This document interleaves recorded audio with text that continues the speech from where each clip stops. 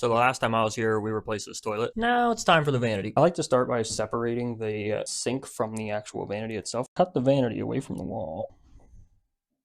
So I can take this door off to get some more room. And disconnect this drain.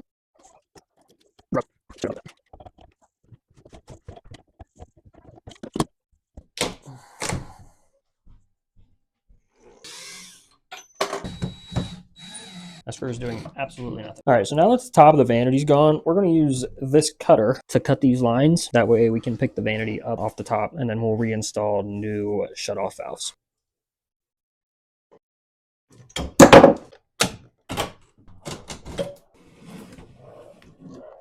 There's a what?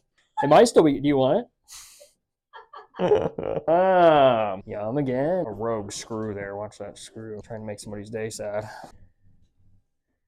Somebody want to blow pop? Floor's done. Let's carry in a vanity. In the hell?